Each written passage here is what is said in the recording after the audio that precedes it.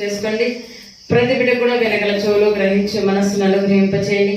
కొద్ది సమయం పరిశుద్ధ గ్రంథంలోని మాటలు తండ్రి మేము ధ్యానిస్తున్నప్పుడు తండ్రి మా జీవితాలకు అవసరమైనటువంటి నా తండ్రి మాటల చేత మీరు మమ్మల్ని అందరినీ కూడా హెచ్చరిక చేస్తూ పురికొల్పుతూ మా జీవితాలు సరిదిద్దమని వేడుకుంటున్నాము ప్రభా. యుగాంతమందున మాకు బుద్ధి కలుగుటకై నా తండ్రి పూర్వం నా తండ్రి మీ భక్తుల జీవితాల చరిత్రలు మా కోసం రాసి ఉంచారు ప్రభా. వాటిని కేవలం తండ్రి చదివి విడిచిపెట్టే వారికి మేము ఉండక నా తండ్రి వాటి విషయంలో నా తండ్రి మేము చదువుతున్నప్పుడు మేము ఎలా ఉండేది కూడా పరిశీలించుకొని నా తండ్రి ప్రభా మా జీవితాలు సర్చ్ చేసుకున్నట్లు కూడా సహాయం చేయండి ప్రభా.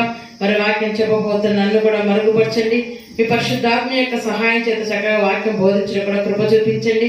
వాక్య ఆశీర్వాదం చేత మా బిడ్డలందరూ కూడా మీరు దీవించి ఆశీర్వదించి కృప చూపించమని వేడుకుంటూ మా రక్షకులు మీ ప్రియకుమార్ క్రీస్తు వారి పరిశుద్ధ నామమున ఈ ప్రార్థన మీకు సమర్పిస్తున్నాం మా కన్న తండ్రి, ఆమేన్. మరొకసారి యేసుక్రీస్తు నామమున మీకు అందరికీ కూడా వందనాలు చెల్లిస్తున్నాండి. మరి ఈ దినానికి దేవుడు సిద్ధపరిచిన వాక్య భాగాన్ని మనం చదువుకుందాం. 147వ కీర్తన. ప్రతి ఒక్కరు కూడా బైబిల్ తెరవండి. 147వ కీర్తన 147వ కీర్తన మొదటి నుంచి మనం చూసుకుందాం.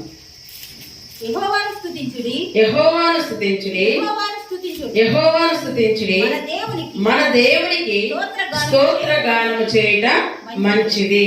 ఈ కీర్తన ఎజ్రా గారు రాశారు. ఈ కీర్తన ఎవరు రాశారట? ఎజ్రా గారు రాస్తారు. శాస్త్రీయంగా ఎజ్రా గారి కీర్తన రాశారు. ఆయన ఇశ్రాయేలు జనాంగంతో మాట్లాడుతూ ఏమని చెప్తున్నారంట? యెహోవాను స్తుతించుడి, యెహోవాను స్తుతించుడి, మన దేవునికి స్తోత్రగానము చేయట మంచిది అంటున్నాడు. ఏం చేయాలని చెప్తున్నాడు ఇశ్రాయేలు జనాంగంతో? దేవుని స్తుతించండి, దేవుని మహిమపరచండి, దేవుని ఆరాధించండి, దేవునికి స్తోత్రగానం చేయండి. ఎందుకు ఆదివారం సంఘానికి రావాలి? ఎందుకు ఆదివారం సంఘానికి రావాలంటే దేవుణ్ణి స్తుతించడానికి, ఆరాధించడానికి, దేవుడు మన ఎడల జరిగించిన ప్రతి విధమైన మేలను బట్టి ఆయనకు కృతజ్ఞతాస్తుతులు చెల్లించడానికి మనం మందిరానికి రావాలి. అవునా కాదా? ఇక్కడ ఏం చెప్తున్నాడు భక్తుడు? యెహోవాను స్తుతించుడి, యెహోవాను స్తుతించుడి, మన దేవునికి స్తోత్రగానము చేయట మంచిది. ఈ కీర్తనలన్నీ కూడా మనం గమనిస్తే ఇది ఒక హెచ్చరిక పాటగా కనపడుతుంది, మేలుకొలుపు పాటగా కనపడుతుంది, సిద్ధపాటుగా ఉండడంగా అలాంటి పాటగా కనపడుతుంది. కీర్తనలు అన్ని కూడా ఎలా ఉన్నాయి చూడండి. కీర్తనలు అంటే పాటలు కదా, ఇవన్నీ కూడా ఎలా ఉన్నాయంట? ఒక మెసేజ్ ను ఇస్తున్నాయి. ఇక్కడ కూడా మనం గమనిస్తే ఏం చెప్తున్నాడంటే మనకి యెహోవాను స్తుతించుడి కదా. మరి యెహోవాను స్తుతించి మన దేవునికి స్తోత్రగానం చేయట మంచిది. రెండవ వచనం ఏమంటాడు? అది మనోహరము, స్తోత్రం చేయట ఒప్పిదము. దేవుని స్తుతించడము, స్తోత్రం చేయడం ఏంటంటే మనోహరమైనది, అది ఒప్పిదము అంటున్నాడు. అదేంటంట? మనోహరమైనది, ఒప్పిదము అని అంటున్నాడు. రెండవ వచనము యెహోవాయే యెరూషలేమును కట్టువాడు, చెదరిన ఇశ్రాయేలీయులను పోగు చేయువాడు. ఏం చేస్తున్నాడంట దేవుడు? యెహోవాయే యెరూషలేమును కట్టువాడు. చెదరి ఉన్నారు ఇశ్రాయేలు జనాంగం. 70 సంవత్సరంలో ఎక్కడికి వెళ్ళిపోయారంట? చెరలోకి వెళ్ళిపోయారు. అష్షూరు చెరలోకి వెళ్ళిపోయారు, బబులోను చెరలోకి వెళ్ళిపోయారు. అలా చెదిరి ఉన్న వారిని అందరినీ కూడా ఏం చేస్తున్నాడంట? దేవుడు పోగు చేస్తున్నాడు, పోగు చేస్తున్నాడు. మనం కూడా ఒకప్పుడు ఎక్కడ చెదిరిన్నాం?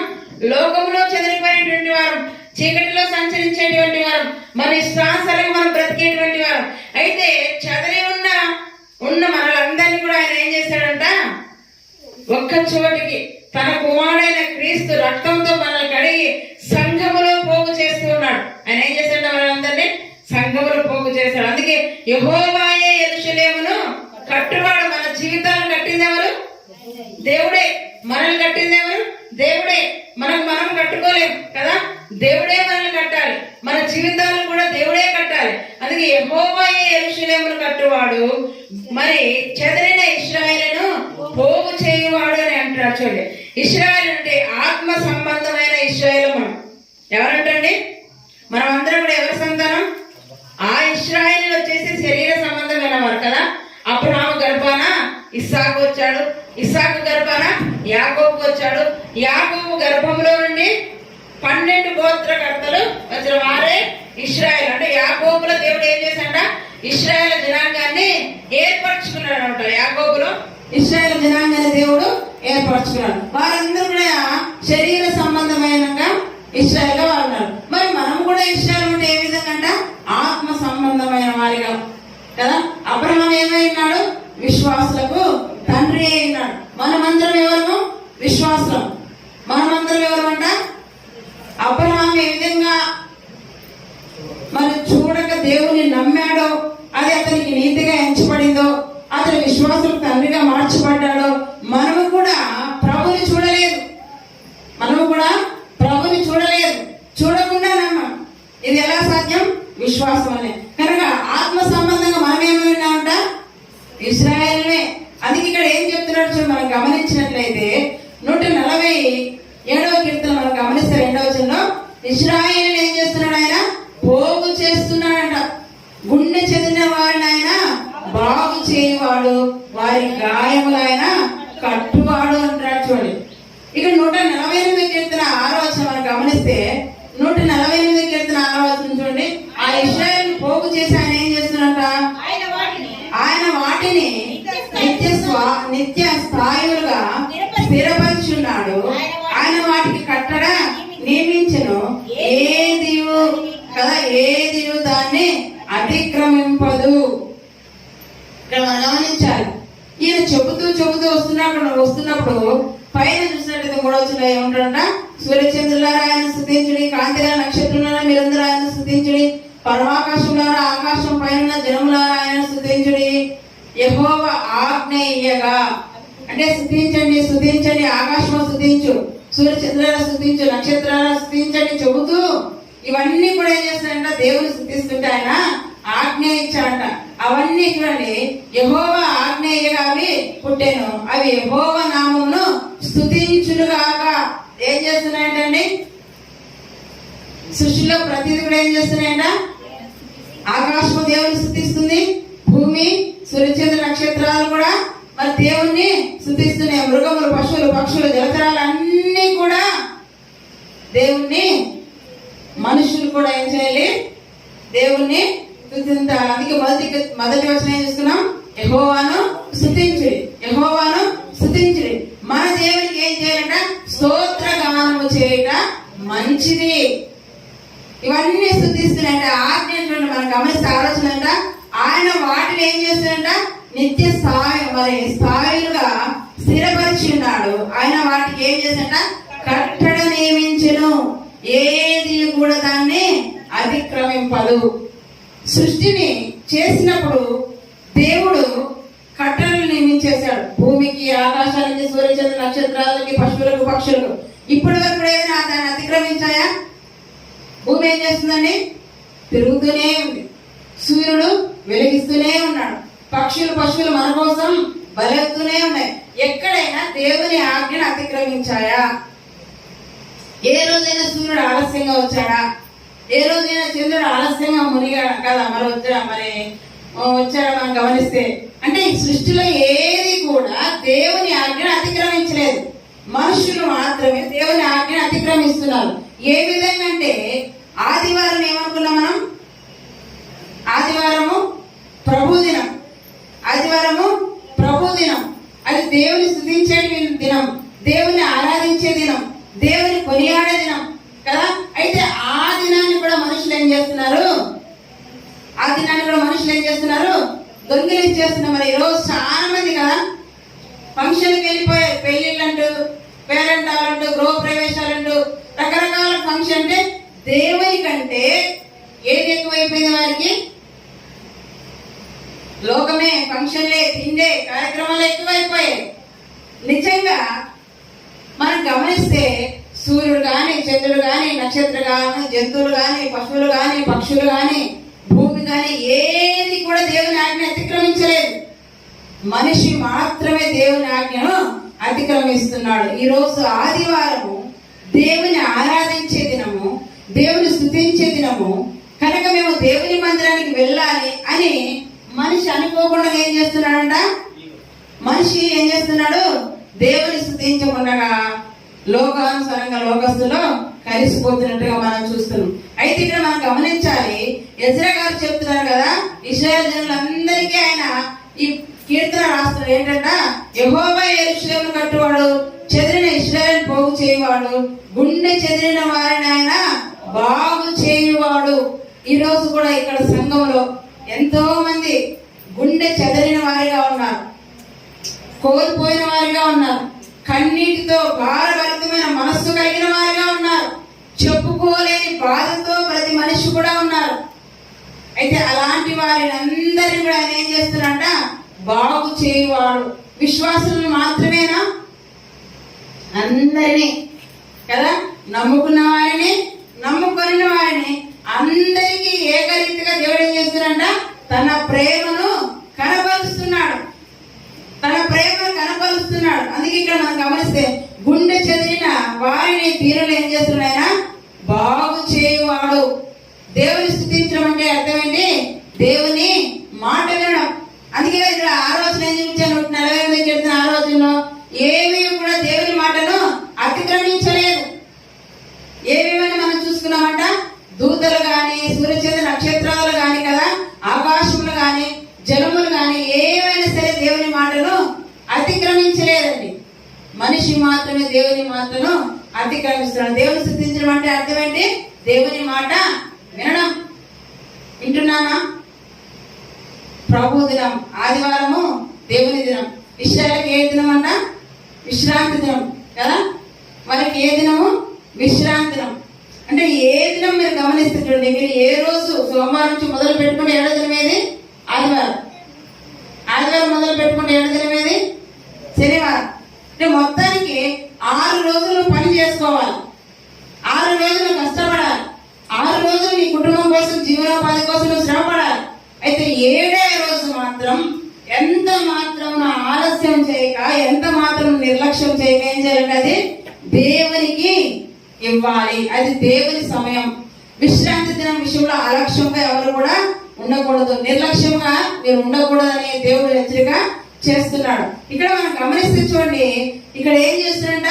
గుండె చెదిరిన వారిని ఆయన బాగు చేయువాడు. గుండె చెదిరిన వారిని, దీనులను ఆయన బాగు చేయువాడు. ఎగ్జాంపుల్ మనం ఆలోచించినట్లయితే రూతు గ్రంథానికి వచ్చేద్దాం. 1వ అధ్యాయం, రూతు గ్రంథం 1వ అధ్యాయం, రూతు గ్రంథం 1వ అధ్యాయానికి వచ్చేద్దాం. గుండె చెదిరిన వారిని, దీనులను ఆయన బాగు చేయవాడు కనుక ఆయన ఏం చేస్తున్నాడో మనం చూసుకున్నట్లయితే రూతు గ్రంథం 1వ అధ్యాయం 1వ వచనం.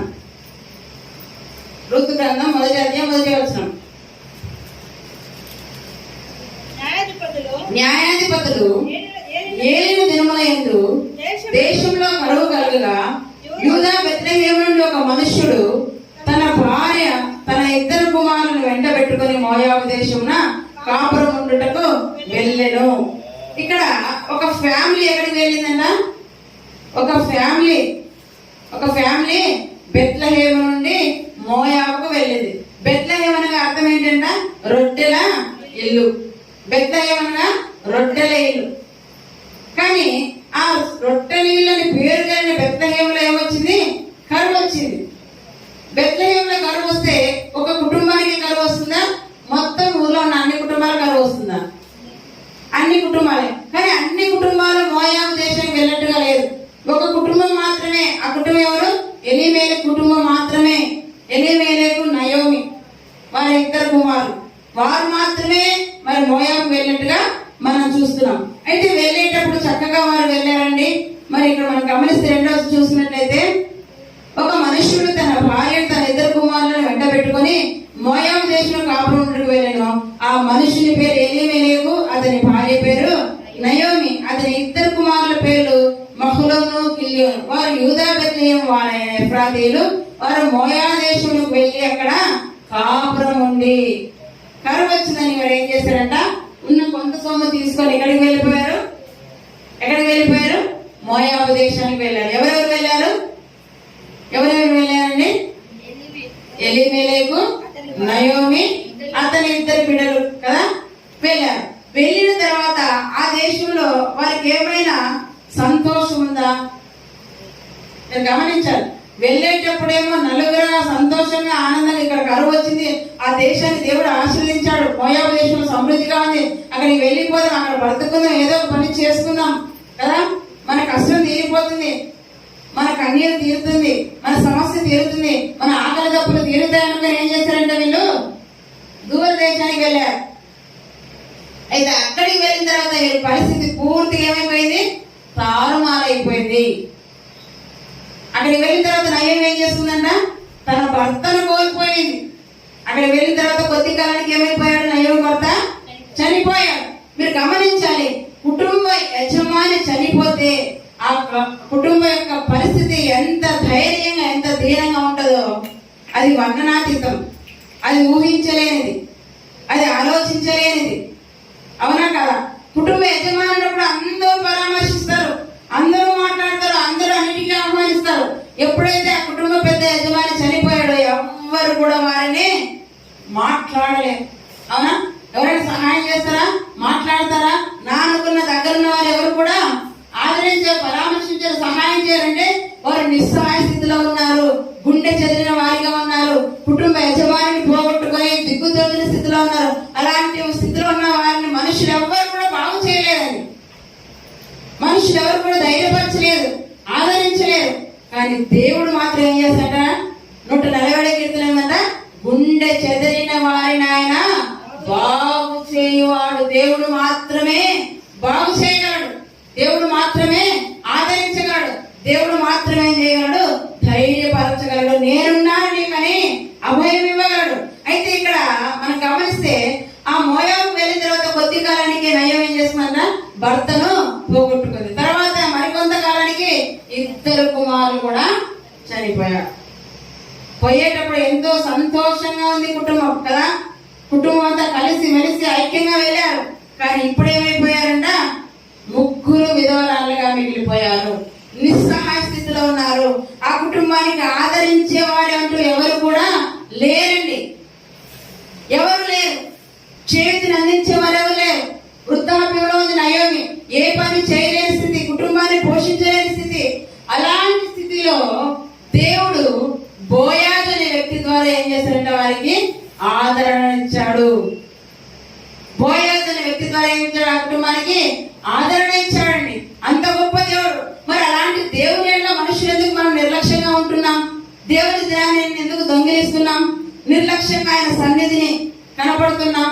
ఒకసారి మనము పరీక్షించుకోవాలంట. ఆయన ఏం చేస్తాడంటే గుండె చెదిరిన వారిని బాగు చేయగల దేవుడు. అయితే మనం గమనించినట్లయితే మరి యెషయా గ్రంథం 35:26 చూడండి. ఆయన ఏం చేస్తాడంట, యెషయా గ్రంథం 30:26. యెషయా గ్రంథం 30:26. యెహోవా తన జనుల గాయమును కట్టి వారి దెబ్బను బాగు చేయు దినమున ఏం చేస్తున్నాడంట యెహోవా ఏం చేస్తున్నాడు అక్కడ మనం గమనిస్తే, తన జనుల గాయము కట్టి వారి దెబ్బను బాగు చేయు దినమున చంద్రుని వెన్నెల సూర్యుని ప్రకాశం వలె ఉండును. ఎంత చక్కగా ఇక్కడ పోల్చడం మనం గమనిస్తుందండి. యెహోవా అంట తన జనుల గాయమును కట్టి వారి దెబ్బను బాగు చేయు దినం ఎలా ఉంటుందంట, చంద్రుని వెన్నెల సూర్యుని ప్రకాశం వలె ఉంటుందంట. సూర్యుని ప్రకాశవంతంగా చంద్రుని వెన్నెల ఉంటుందా?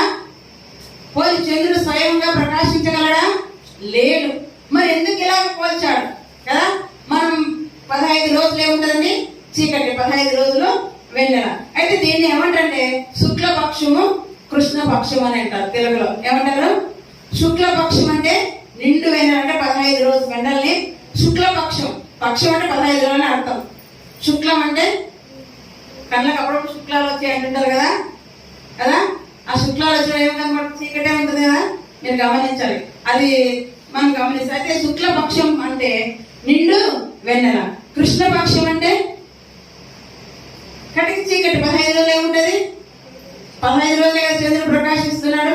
కానీ ఇక్కడ ఏం చెప్తున్నట, దేవుడు ఎప్పుడైతే తన చేతులతో గాయాన్ని కడుతాడో ఆ కుటుంబం ఎలా ఉంటుందంట, చంద్రుడి వల్ల ఎలా ఉంటుందంట, సూర్యుని ప్రకాశం వలె అంటున్నాడు. చంద్రుని వెన్నెల ఎలా ఉంటుందంట? సూర్యుని ప్రకాశం. మనం చూడగలమా? చంద్రుని దగ్గరికి అందరు వెళ్ళొస్తున్నారు, కానీ సూర్యుని దగ్గరికి ఎవరైనా వెళ్ళారా? సూర్యుని దగ్గరికి ఎవరైనా వెళ్ళారా? ఎవరు వెళ్ళారు. చంద్రుని దగ్గరికి అందరు వెళ్తున్నారు, రాళ్లను మట్టిని ఏదో తీసుకొని వస్తున్నారు. కానీ మరి సూర్యుని దగ్గరికి ఎవరైనా వెళ్ళారా? కనీసం ఆయన దరిదాపుల్లో కూడా వెళ్ళలేరు కదా. సూర్యుడు ఎలాంటి వాడంటే బగబగా మండేటువంటి ఒక గోళం, ఎంతో ప్రకాశమైనది. మిట్ట మధ్యాహ్నం డైరెక్ట్ గా ఆయన కన్నులతో కూడా చూడలేము. చూద్దామని ధైర్యం చేసి ఒక నిమిషం అలా చూసిన వెంటనే ఇక్కడ భూమి మీద చూసరికి ఏమైపోతుంది? చీకటి కనపడుతుందా? అక్కడ చూసి ఇలా చూడగానే మనకి ఏమీ కనపడదు. అంత ప్రకాశమైన మరి విధంగా సూర్యుడు ఉంటాడు. మరి అంత ప్రకాశమంగా వెన్నెల ఉంటుందని దేవుడు చెప్తున్నారు. అది ఎప్పుడంట? దేవుడు చూడండి, మనం గమనిస్తే యెహోవా తన జనుల గాయము కట్టి వారి దెబ్బలు బాగు చేయి దినమున అంటున్నాడు. ఏం చేస్తున్నాడు దేవుడు? తన జనుల గాయమును కట్టి. అందుకే నయోమి కుటుంబం ఎలా ఉంది? ఇప్పుడు కృష్ణ పక్షంలోకి వెళ్ళిపోయింది, చీకటిలోకి వెళ్ళిపోయింది, నిస్సాయస్థితిలోకి వెళ్ళిపోయింది. ఎవరి సహాయం, ఎవరి ప్రేమ, అనురాగాలు ఏ విధం కూడా ఆమెకు లేదు. కానీ అటువంటి సమయంలో బోయాజ్ అనే ఒక వ్యక్తి ద్వారా దేవుడు ఏమిచ్చాడు వారికి? సూర్యుని ప్రకాశం అంత వెన్నెలను అక్కడ కురిపించాడండి. వారి పేర్లు ఎక్కడున్నాయి? యేసుక్రీస్తు వంశావళిలో ఉంది కదా. రూతు పేరు ఎక్కడుంది? యేసుక్రీస్తు వంశావళిలో ఉంది. ఆయన ద్వారా కుటుంబానికి ఆదరణ ఇచ్చేట్టుగా మనం చూస్తున్నాం. అందుకే ఇక్కడ అంటాడు, యెహోవా తన జనుల గాయం కట్టి వారి దెబ్బను బాగు చేయడం. ఎలా అంట? చంద్రుని వెన్నెల సూర్యుని ప్రకాశం వలె ఉండును. సూర్యుని ప్రకాశం ఎలా ఉంటుందంట? 7 దినముల వెలుగు ఒక్క దినముల ప్రకాశించినట్లుండును. సూర్యుని ప్రకాశం ఎలా ఉంటుందంట? ఈ 7 రోజులు ప్రకాశించే ప్రకాశము ఒక్క రోజులో ప్రకాశిస్తే ఎలా ఉంటుందో అలా ఉంటుందంట. ఎప్పుడు? దేవుడే జనముల గాయములను, వారి దెబ్బలను బాగు చేసినప్పుడు అలా ఉంటుంది. దేవుడు ఏం చేశాడ? వారి గాయములను, వారి దెబ్బలు కట్టినప్పుడు అప్పుడప్పుడు మనం కూడా అంటుంటాం కదా, పలానా డాక్టరు హస్తవాసి చాలా బాగుంటుంది, చదివిన తక్కువే కదా, ఎంబీబీఎస్ ఉండరు, ఆర్ఎంబీని అయినా కూడా ఏం చెప్పుకుంటారు మనుషులు? ఆ డాక్టర్ హస్తవాసి చాలా బాగుంటదని కదా. ఆయన చేయబడితే చాలా ఎటువంటి దెబ్బ అయినా మానిపోవాల్సిందే, ఎటువంటి గాయమైనా మానిపోవాల్సిందే, బాగా కావాల్సిందే. మనుషులే మనం ఇలా చెప్తుంటే, మరి దేవుడే గాయాలు కడితే, దేవుడే దెబ్బలను బాగు చేస్తే, దేవుడే కృంగిన వారిని లేవనెత్తితే, దేవుడే నలిగిన హృదయం బాగు చేస్తే ఎలా ఉంటుందో ఇక్కడ మనకు వర్ణిస్తూ ఉన్నాడు భక్తుడు. ఏంటంట? చంద్రుని వెన్నెల సూర్యుని ప్రకాశం వలె ఉండును. సూర్యుని ప్రకాశం ఎలా ఉంటుందంట? 7 దినముల వెలుగు ఒక్క దినములో ప్రకాశిస్తే ఎంత ప్రకాశమానంగా ఉంటుందో ఆ విధంగా దేవుడే బాగు చేస్తే నీ కుటుంబము బాగుంటుంది. కనుక అలాంటి దేవుడిని మనం ఏం చేయాలి? స్తుతించాలి, ఆరాధించాలి, సన్నతించాలి, కీర్తించాలి. ఆదివారం ఎప్పుడెప్పుడా అని ఎదురు చూడాలి. చూస్తున్నామా ఆదివారం? ఎప్పుడు ఆదివారం వస్తుందా? ఎప్పుడు దేవుని స్తుతించాలా? ఎప్పుడు ఆయన కీర్తించాలా? ఎప్పుడు ఈ వారం అంతా నా జీవితంలో దేవుడు చేసిన మేలను బట్టి ఆయన కృతజ్ఞతాస్తుతులు చెల్లించాలా అనే ఆసక్తి మనకుందా? ప్రశ్నించుకోవాలి. ఉందా మనకి? నయోమి జీవితంలో ఏం చేశాడు దేవుడు? చీకటి నుండి వెలుగులోనికి తీసుకుని వచ్చాడు. కనుక ఇశ్రాయేలు కూడా ఒక రోజు దేవుడు మనల్ని వదిలేశాడు అనుకున్నారంటండి. ఇశ్రాయేలు 70 ఏళ్ల చెరలోకి వెళ్ళిపోయినప్పుడు వాళ్ళు అనుకున్నారు, నీకు అయిపోయింది, దేవుడు మమ్మల్ని చేయి వదిలేశాడు, మమ్మల్ని ఎవరు కూడా బయటికి తీసుకొని రాలేడు, దేవుడే మమ్మల్ని చేయి వదిలేస్తే మా చేయి పట్టుకొని నడిపించవాలి ఎవరు అనుకున్నారు. కానీ దేవుడు ఎప్పుడు కూడా అలా చేయడు. ఆయన ప్రతిదినము కోపం వస్తుంది, కానీ ప్రతిదినం ఏం చేస్తున్నట? నూతన వాత్సల్యం మనపైన ఆయన చూపిస్తున్నాడు. ఆయన ప్రతిదినం కోపపడు దేవుడు, కానీ దినదినం ఆయన పుట్టు నూతన వాత్సల్యం చేత నిన్ను ప్రేమిస్తూ ఉన్నాడు. మరి ఆయన ప్రేమను ఎలా నీవు అర్థం చేసుకుంటున్నావు? కనుక గమనించాలి. ఇక్కడ చెదిరిన విషయాలను మనం చూసుకున్నదా? కీర్తనలు 147వ కీర్తన మనం గమనిస్తే చూడండి, ఇక్కడ మనం చూసుకున్నాం కదా, 147వ కీర్తన ఏం చెప్తున్నాడు? అక్కడ 3 నుంచి 6 వచనం మనం చదువుకున్నట్లయితే 3వ వచనం 6వ వచనం. గుండె చెదిరిన వారిని గుండె చెదిరిన వారిని ఆయన బాగు చేయవాడు. ఆయన బాగు చేయవాడు, వారి గాయములు కట్టువాడు. 6వ వచనం. కృతజ్ఞతాస్తుతులతో యెహోవా దీనులను లేవనెత్తువాడు, భక్తిహీనులను ఆయన నేలకు కూల్చువాడు. ఏం చేస్తున్నాడు? యెహోవా దీనులను లేవనెత్తువాడు. కనుక ఇంత గొప్ప దేవుని ఎడల మనం ఎలా ఉండాలి? కృతజ్ఞత కలిగి ఉండాలి, స్తుతించాలి. ఇలా ఉండడం మంచిది, ఒప్పిదము, ఉత్తమం అని దేవుడు మనకు మొదటి వచనంలో చెప్తున్నాడు కదా. యెహోవాను స్తుతించుడి, ఆయన స్తోత్రగానం చేయట మంచిది, అది మనోహరము. స్తోత్రం చేయట ఒప్పిదము, అది మంచిది, ఒప్పిదం, ఉత్తమం కదా. యెహోవాను స్తుతించుట, యెహోవాలో కృతజ్ఞత కలిగి ఉంట మనము నేర్చుకోవాలి. మన గాయాలను ఏం చేస్తున్నాడు దేవుడు? తన గాయాలుగా. మనమే శ్రమ పడుతున్నాం అనుకుంటున్నాం, మనకే దెబ్బలు, మనకే గాయాలు అంటున్నాడు. అయితే ఒకానొక సందర్భంలో సౌలు ఏం చేస్తారు? కొత్త నిబంధనల సౌలు, పాత నిబంధన సౌలు కాదు ఇక్కడ. ఎందుకంటే ఇద్దరు సౌలు ఉన్నారు. కొత్త నిబంధనల సౌలు ఉన్నాడు, పాత నిబంధనలో సౌలు ఉన్నాడు. క్రొత్త నిబంధనల సౌలు ఏం చేస్తాడంట? విశ్వసించిన వారందరినీ చెరపట్టి తీసుకొని రావాలని ఆయన దమస్కు మార్గానికి ప్రయాణమే వెళ్తున్నాడు. అలా వెళ్తున్నప్పుడు మార్గ మధ్యంలో ఒక ఇన్సిడెంట్ జరుగుతుంది. అప్పుడు ఏం చేశాడంటే ఆయన పడిపోయినప్పుడు గొప్ప వెలుగు ఆయన మీద ప్రకాశించగానే అప్పుడు అడుగుతున్నాడు. చూడండి, అపోస్తల కార్యములు 9వ అధ్యాయం గమనిస్తే ఆ సందర్భం చూడండి. మన గాయాలను ఆయన గాయాలుగా భావిస్తున్నాడు, మన శ్రమలను ఆయన తీసివేసేవాడుగా ఉన్నాడు. చూడండి, అపోస్తల కార్యములు 9వ అధ్యాయం గమనించినట్లయితే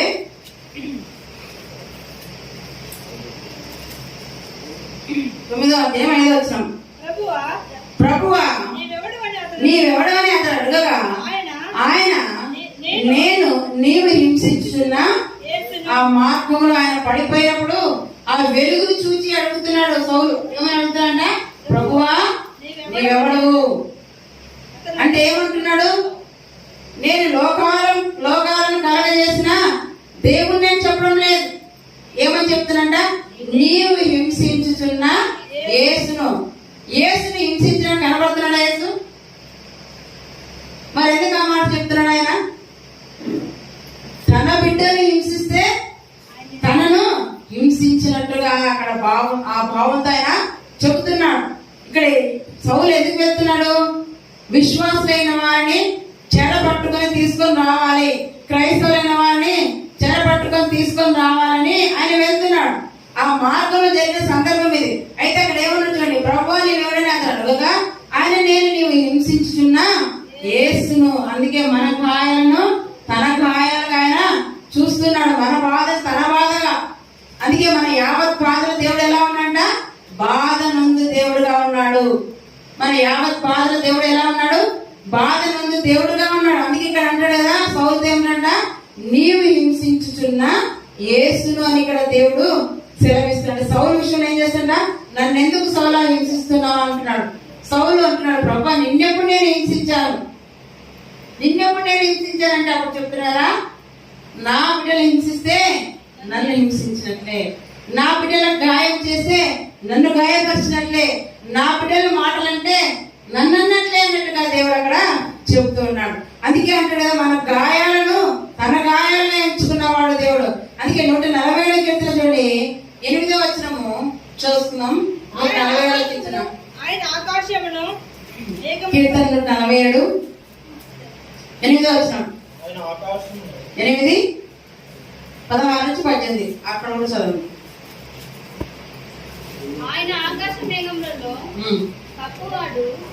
ఆయన ఆకాశమును మేఘములతో. అందుకే వాక్యాన్ని ఎలా చదవాలి కదా?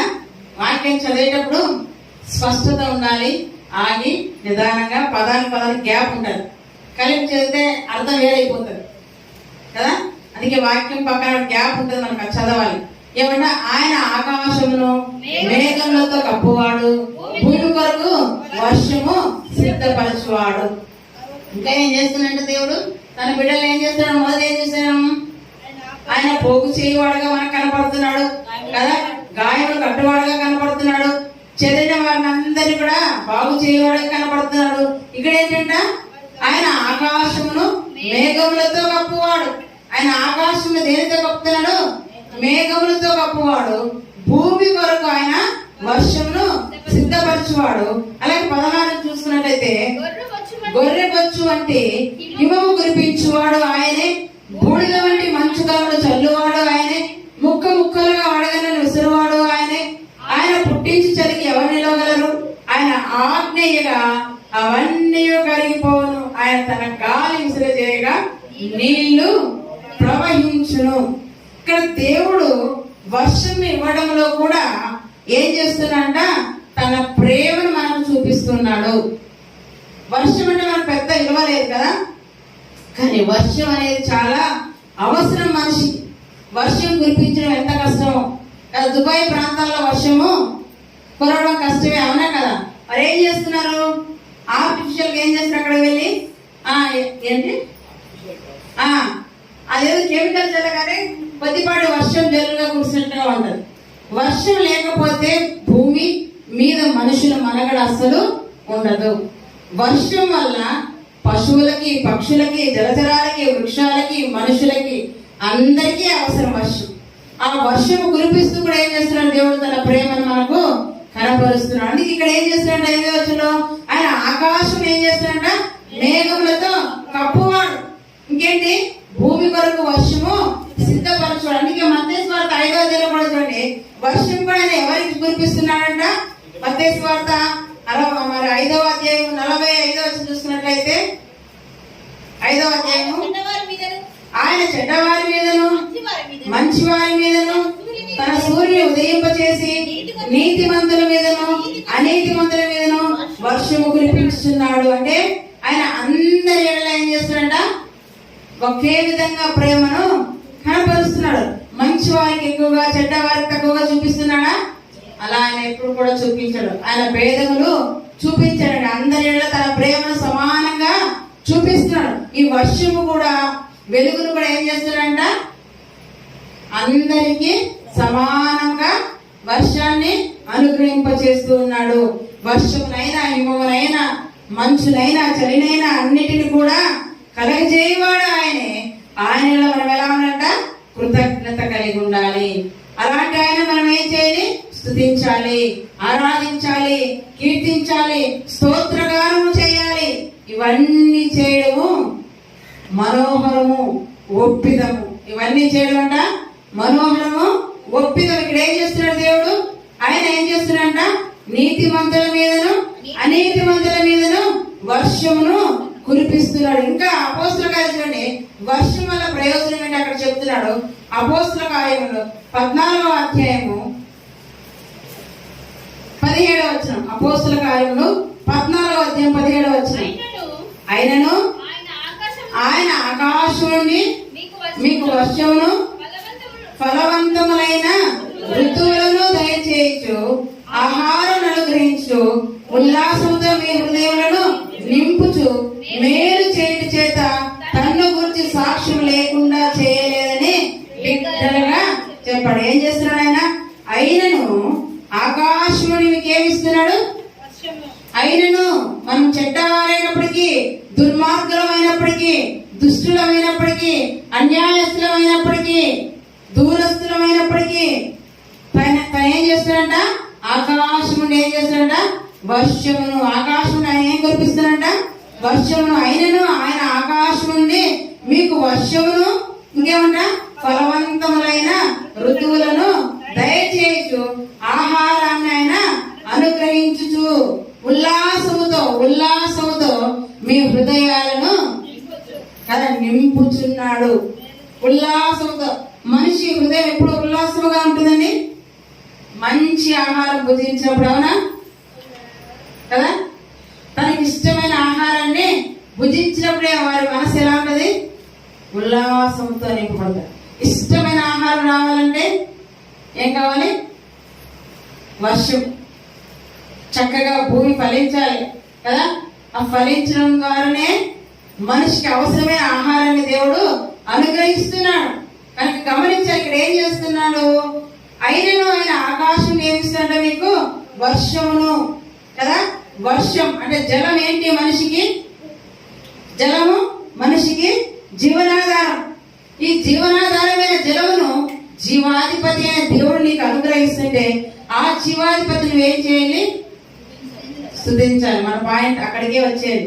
దేవుణ్ణి స్తుతించాలి, దేవుణ్ణి ఆరాధించాలి, దేవుణ్ణి కీర్తించాలి, దేవునికి కృతజ్ఞత కలిగి మనం బ్రతకాలి. ఎందుకంట ఏం చేస్తున్నాడు ఆయన? చెదరిన వారిని పోగు చేస్తున్నాడు కదా. ఇశ్రాయేలు అందరూ చెదిరిపోయారు, వారందరినీ ఒక్క చోట పోగు చేసిన మనమందరం కూడా ఎవరి వారమో ఎదుటి వారమో, కానీ తన కుమారుడైన క్రీస్తు ద్వారా ఒక్కటిగా సంఘముగా ఇక్కడ మనల్ని నిలబెట్టాడు. అవునా కదా? రెండోది, గాయపడిన వారి హృదయాన్ని బాగు చేయవాడు ఆయన. వర్షముతో మనల్ని పోషిస్తున్నాడు, మన జీవాన్ని కదా ఆయన నింపుతూ ఉన్నాడు, జీవాధిపతి అనేది. అయితే ఇక్కడ అదే చెప్తున్నాడు, అయినను ఆయన ఆకాశముని మీకు ఏమిస్తున్నట? వర్షమును, ఫలవంతములైన ఋతువులను. ఆయా ఋతువులు కదా. ఋతువులు 4 రకాలు. ఋతువులు ఎన్ని రకాలు? 4 6 కదా, 6 రకాలు. అయితే ఆయా ఋతువులు ఆయా కాలంలో క్రమంగా రావాలంటే మనుషులు రప్పిస్తున్నాడా? మనుషులు రప్పిస్తున్నాడా? ప్రభుత్వాలు రప్పిస్తున్నాయా? లేదండి. ఎవరు రప్పిస్తున్నారంట? దేవుడే. దేవుడే దేవుడే ఋతువులను ఏం చేస్తున్నాడంట? ఆయా కాలంలో రప్పిస్తున్నాడు.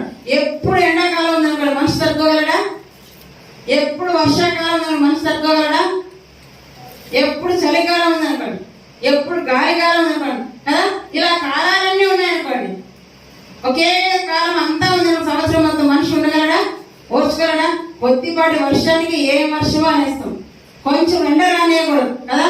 ఎండ బలంగా వస్తే అబ్బా ఎండ అంటాం, వర్షం బలంగా వస్తే అబ్బా వర్షం అంటాం, చలి బలంగా ఇస్తే అబ్బా చలి. అంటే దేనికి మనిషి తట్టుకోలేడు కనుక దేవుడు ఏం చేస్తున్నాడంట?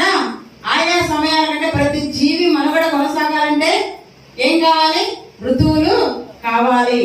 అందుకే ఇక్కడ ఏం చేస్తున్నాడు? ఋతువులను ఆయనే రప్పిస్తున్నాడు, ఆకాశంలో వర్షమును ఆయనే రప్పిస్తున్నాడు, హిమమును ఆయనే రప్పిస్తున్నాడు, మంచు కనులను ఆయనే కురిపిస్తున్నాడు కదా, చలిని ఆయనే పుట్టింప చేస్తున్నాడు, పశువులకు పక్షులకు ఆహారాన్ని కూడా. 147 క్రితం వల్ల మన పాఠానికి వచ్చేద్దాం. 9వ వచనం మనం గమనిస్తే ఆయన ఏం చేస్తున్నాడు చూడండి. పశువులకును అరచుచుండు పిల్ల కాకులను ఆయన ఆహారం ఇచ్చువాడు. ఈ వర్షం ద్వారా ఏం చేస్తున్నాడు? మనుషులకు మాత్రమే కాదండి, వర్షం ద్వారా ఏం చేస్తాడంట? మనుషులకు మాత్రమే ఆహారం సిద్ధపరచడం కాదు, ఇంకా ఎవరికంట? పశువులకు, అరచుచుండు పిల్ల కాకులకు ఆయన ఆహారం. పైన గమనిస్తే పర్వతాల మీద గడ్డిని కూడా ఆయనే మొలిపిస్తున్నాడు. ఈరోజు మా పశువు బాగా మేసిందంటే, గడ్డి సమృద్ధిగా ఉందంటే ఎలా ఉంది? వర్షము కురవడం ద్వారా. అవునా కదా? వర్షం కురవకపోతే గడ్డి సమృద్ధిగా ఉంటుందా? పశువులు కడుపు నిండా మేస్తాయా? మేయవు. కానీ పశువులకి కడుపు నిండా గడ్డి ఉండాలంటే వర్షం చక్కగా పడాలి. అవునా కదా? ఇవన్నీ కూడా చూడండి, మనుషుల్ని మాత్రమే కాదు, మంచి వారికి మాత్రమే కాదు, చెడ్డవారి మీదను, మంచి వారి మీదను, నీతిమంతుల మీదను, అనీతిమంతుల మీదను, పశువులకు, పక్షులకు, జంతువులకు అన్నిటికీ కూడా దేవుడు ఏం చేస్తున్నాడంట? ఆహారాన్ని పెడుతున్న అంత గొప్ప దేవుణ్ణి, జీవాధిపతి అయిన దేవుని మనం ఏం చేయాలి? వచ్చేయాలి. మీరు మర్చిపోవద్దు ఆ టాపిక్. మనం అనేది ఎప్పుడు కూడా మర్చిపోవద్దు. మొదటి చదువుతుంది కదా, యెహోవాను స్తుతించుట మంచిది, మన దేవునికి స్తోత్రగానం చేయట మంచిది, అది మనోహరం, అది ఒప్పిదం. ఈ పాయింట్ కూడా మైండ్లో ఉండాలి. ఎందుకు మంచిది? నీకు ఆహారాన్ని ఇస్తున్నాడు, నీకు ఆరోగ్యాన్ని ఇస్తున్నాడు, నీకు వర్షాన్ని ఇస్తున్నాడు, జంతువులను, పశువులను, పక్షులు అన్ని నీకోసమే ఉంచాడు కదా. మనం గమనిస్తుంటే కాకి కోడి ఎవరి కోసము? మన కోసమే కదా. జంతువులనే కదా, గొర్రె, మేక ఎవరి కోసము? చేపలు మన కోసం, అన్ని మన కోసమే. అలాగే పక్షులు మనకు అవసరం లేదా? ఇలాగే చైనా వాళ్ళు ఏం చేశారంట, పక్షులు వచ్చి తమ పంటను తినేస్తానని ఆ ఊరిలో ఒక్క పక్షి కూడా, ఒక పిట్టలు కూడా లేకుండా ఏం చేశారంట, అన్నిటినీ కాల్చి చంపేశారంట. ఇది చాలా కాలం జరిగినది. అన్నింటినీ కాల్చి చంపేసినప్పుడు చేసినప్పుడు వారికి కరువు వచ్చిందంట. పక్షులన్నీ చంపేస్తే మేలు కదా, పంట ఇంకా సమృద్ధిగా పండాలి కదా, కానీ పంట పండడం లేదంట, కరువు వచ్చిందంట. ఏంటి ఇది? పక్షులు ఉన్నాయని ఇన్ని రోజులు కదా మన ఆహారంతో వృధా చేస్తే తినేస్తున్నాయి, వాటిని చంపేస్తే సమృద్ధిగా పంట రావాల్సింది పోయి ఏంటి కరువు వచ్చింది అని ఆయన ఆలోచన చేస్తే, పంటను పాడు చేసే పురుగులు ఎవరు తినేది? మనుషులు తింటారా? పక్షులు. అంటే పక్షులు ఉండడం, పంటను కాపాడే బాధ్యత చూడండి. అందుకే మరి ఏమంటారు, సర్కిల్.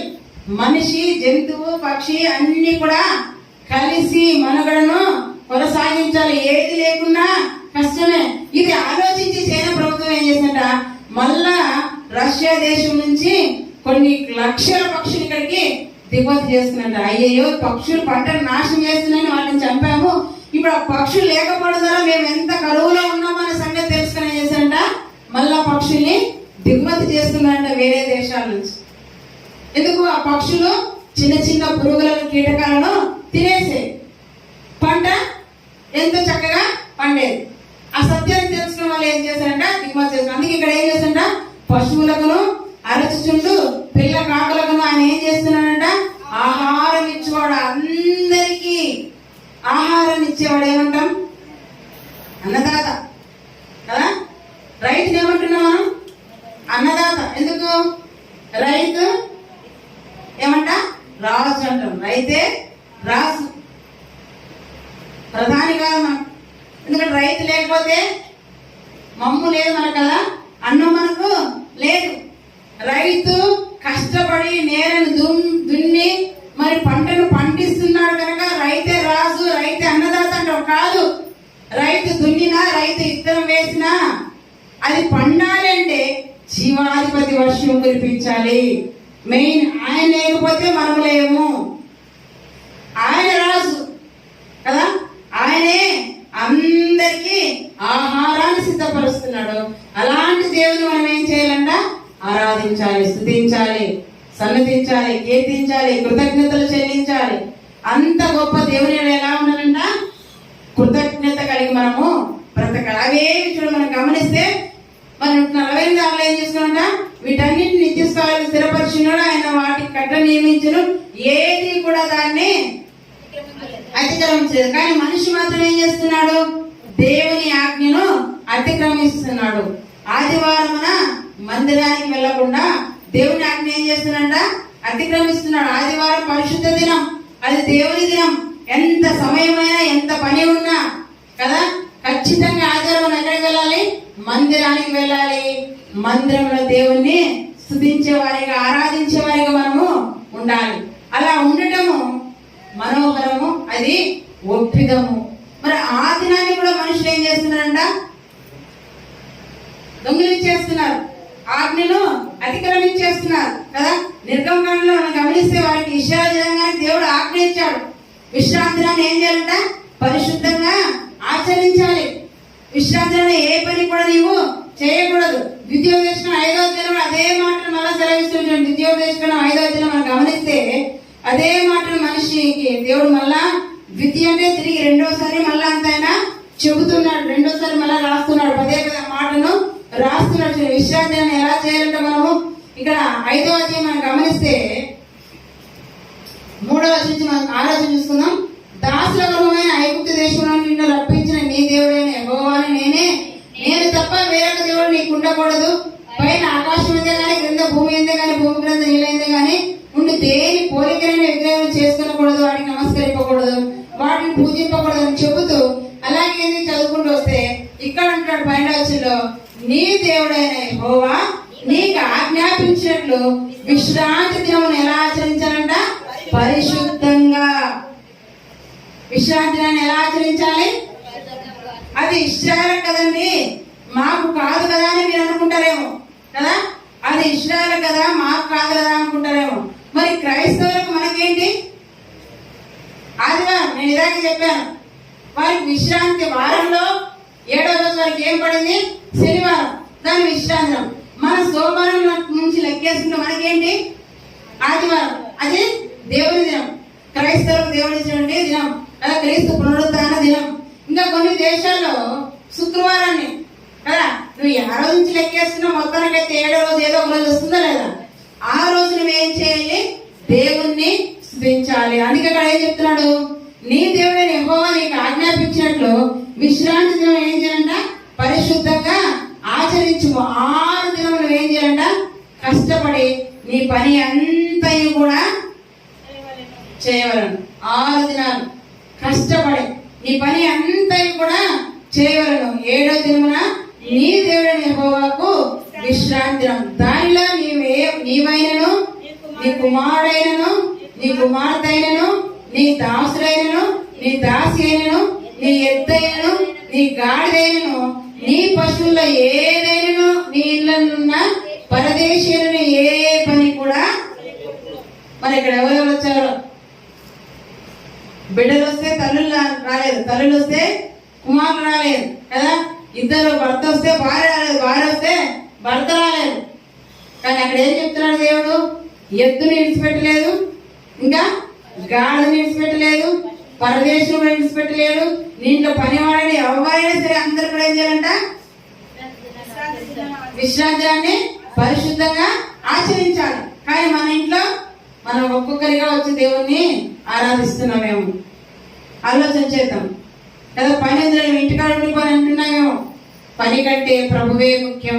పని కంటే ఎవరు ముఖ్యం, విశ్రాంతి దినమునకు దేవుడు ఏమైనా ప్రభు విశ్రాంతి దినమున ఒక వ్యక్తిని బాగు చేశాడు. అప్పుడు శాస్త్రులు పని చేయాలంటే ఈరోజు విశ్రాంతి దినం కదా, ఏ పని కూడా చేయదగందే అంటారు.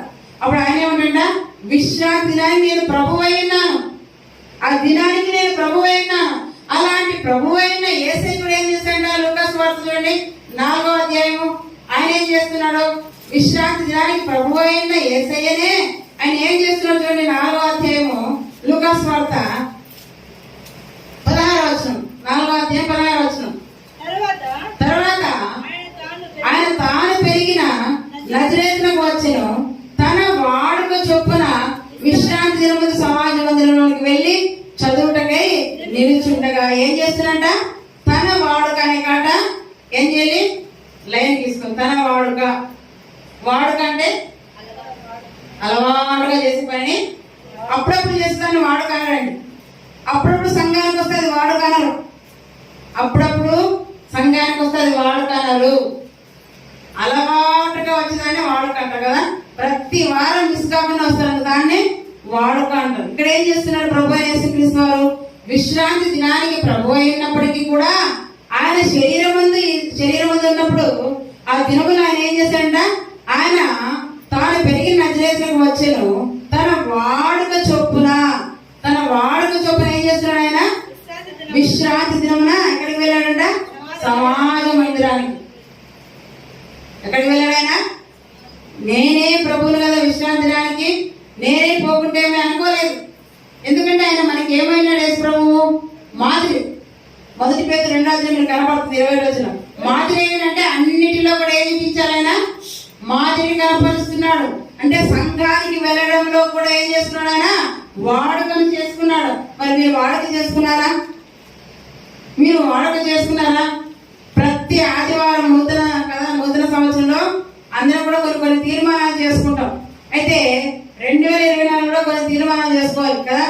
ఈ నూతన సంవత్సరం అడుగు పెట్టే ప్రభావ ఈ సంవత్సరం అంతా ఒక్క ఆదివారం కూడా నేను మిస్ కాకుండా మందిరానికి వెళ్ళాలి అనుకున్నావా,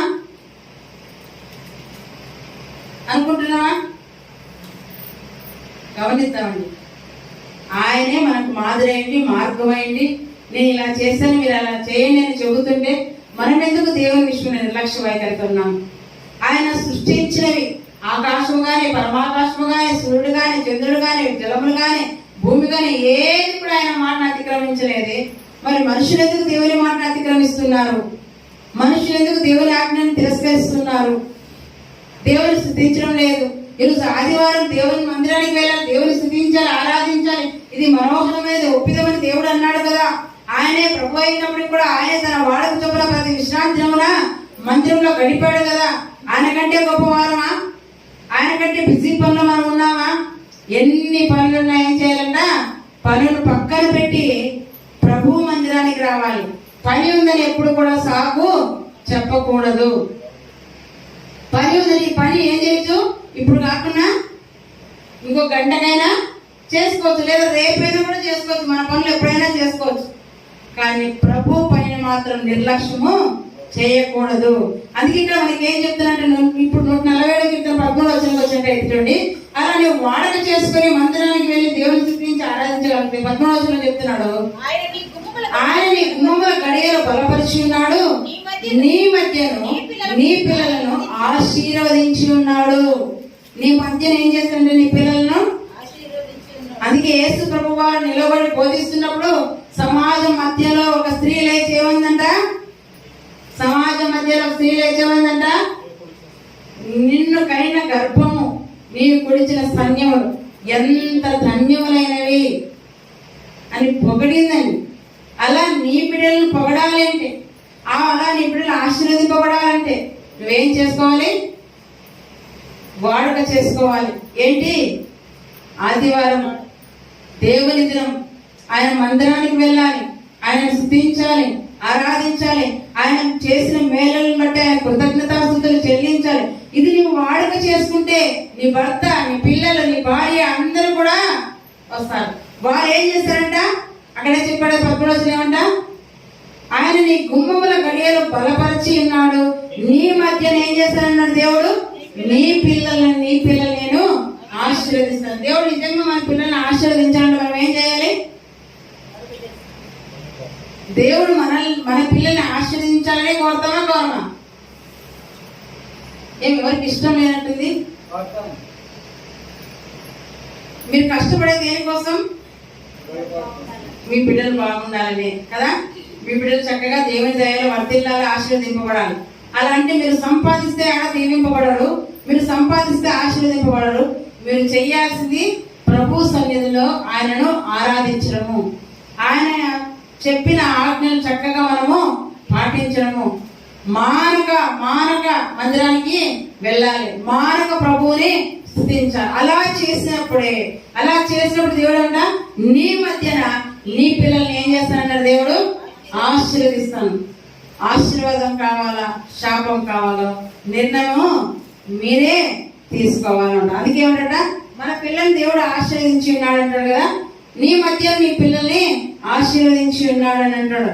మరి ఇక్కడ గమనిస్తే 147 మనం గమనించినట్లయితే, ఆయన తన వాక్యము యాకోబులకు తెలియచేసెను, తన కట్టడలను తన న్యాయ విధులను ఇశ్రాయేలుకు తెలియచేసెను.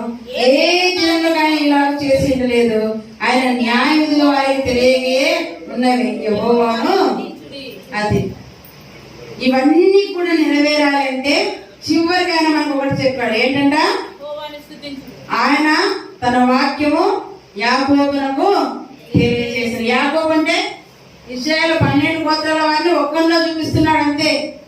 అంటే ఇశ్రాయేలు అందరి కలిపి యాకోబులో చూస్తున్నాడు దేవుడు. ఒక్కొక్కరు రూబేను, షిమియోను, లేవి, యూదా పలకడం లేదు. ఆ గోత్రాలుగా ఉన్న వారందరినీ కూడా యాకోబులు చూస్తూ యాకోబుని ఒక్కరు ఉద్దేశించి మాట్లాడుతున్నాడు.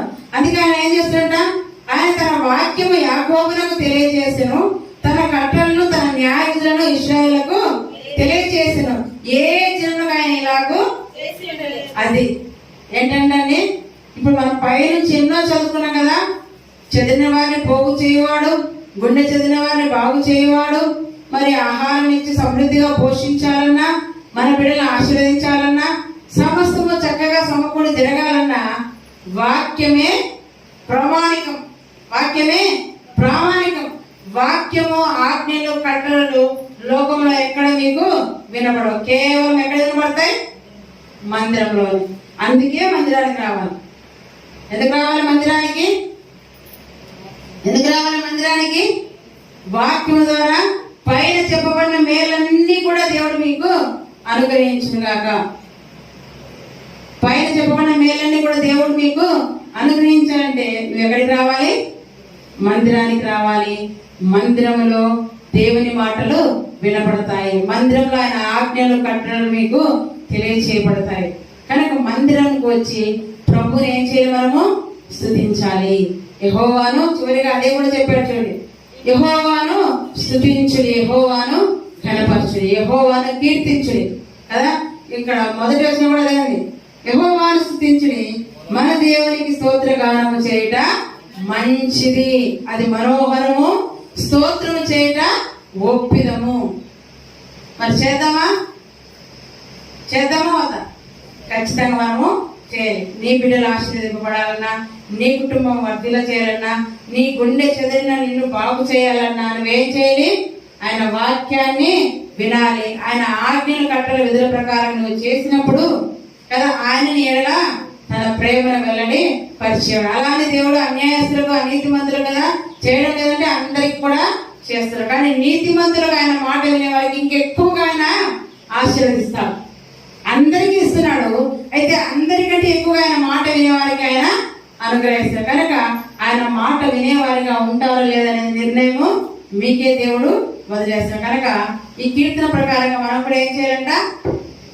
దేవుణ్ణి స్తుతించాలి, కీర్తించాలి, కృతజ్ఞతలు చెల్లించాలి. అది మనోహరము, ఒప్పిదమని ఖచ్చితంగా దేవుడు మనకు తెలియజేస్తుంది. ఈ కీర్తన ద్వారా దేవుడు మనందరినీ కూడా దీవించును గాక. ఆమేన్.